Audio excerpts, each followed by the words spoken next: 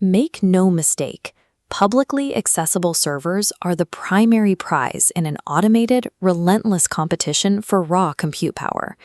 On March 10, 2026, a threat actor operating from the United Kingdom began targeting web infrastructure. This specific IP address held a 100% abuse confidence rating based on thousands of malicious reports. The actor bypassed traditional login attempts, focusing instead on ports 3000, 3001, and 4001. These are the standard entry points for Node.js and React applications, and the attacker was hunting for a specific structural weakness. Unpatched hardware is highly contested real estate. In this ecosystem, a server is a resource to be seized and held against other competing interests. This actor executed an aggressive reconnaissance phase, mapping the application layer to find an opening. The breach began with a single, highly obfuscated HTTP request. It slipped past perimeter defenses and established a foothold without alerting the system's monitoring tools. Once inside, the attacker did not target corporate databases. Instead, the logs revealed that they found rival malware already established on the host. The response was immediate. The attacker systematically identified and terminated the competing malware to ensure they had the system's resources to themselves. This raises a critical question for modern security. Why is botnet code now focusing its complexity on evicting other intruders?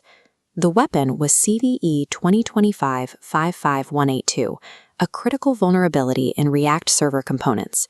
Using a multi-part form data structure, the attacker bypassed validation logic, triggering a deserialization flaw.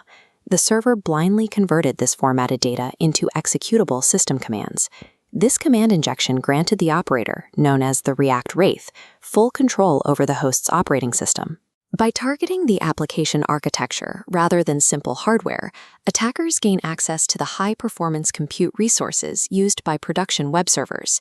Immediately after gaining access, the payload initiated a hunter-killer sequence, scanning the system's process table for specific signatures.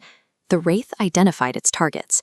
Existing crypto miners and rival botnets, such as Mort and Locker, were already consuming the server's CPU power. The Wraith executed automated termination commands to clear these rivals from the system memory.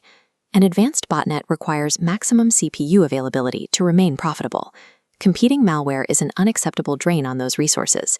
In this environment, purging rivals is a mandatory step for an operator to secure their hardware and establish dominance. Once the board was clear, the installation phase began. The server was instructed to download a custom binary from a remote drop point. The attacker then modified system permissions, allowing the new binary to execute as a background process. This established a persistent command and control callback over port 2323, linking the server to the operator. The server now functions as a node within a distributed infrastructure, ready for coordinated attacks. Automated botnets now include cleaning house as part of their standard deployment. Defending captured hardware against other attackers has become a baseline requirement. Defending against these campaigns requires patching underlying components like React server components. Perimeter firewalls are often insufficient against exploits that target the internal logic of the application. Administrators must also monitor egress traffic. Tracking unexpected outbound connections and server-initiated downloads is the only way to detect a payload that has already bypassed the front door. Leaving application layer vulnerabilities exposed ensures that your hardware will be drafted into an automated shadow war for compute resources.